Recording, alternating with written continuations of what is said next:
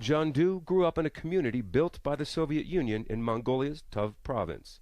Her father worked at one of their military bases in the 1980s when the country was still under Soviet control. Landlocked Mongolia is wedged between two superpowers, Russia and China. Even as an independent nation, the two still have major influences here in every aspect of life.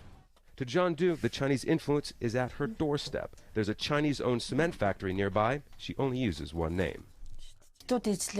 Mongolians have become workers for the Chinese. It would be acceptable if it happened abroad, but it's here in our own country where we've become servants for the Chinese.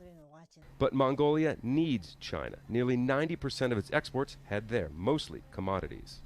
This used to be one of hundreds of military bases built by the then Soviets here in Mongolia. Moscow controlled this country until 1990. But the relationship between the two nations has remained tight and one of necessity for Mongolia. More than 90% of the country's oil and gas comes from Russia, but it's also one of the few ways to get exports out.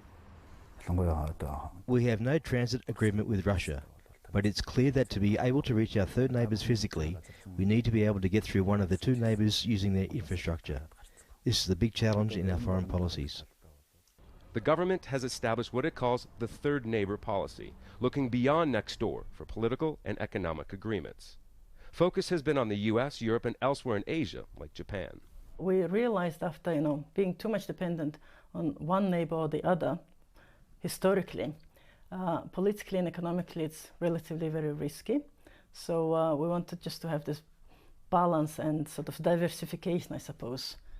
So with a nation and culture that proudly retains its ancient nomadic roots, Mongolia's leadership has a contemporary challenge on its hands, reaching well outside its neighborhood for new allies and partnerships. Scott Heidler, Al Jazeera, Ulaanbaatar, Mongolia.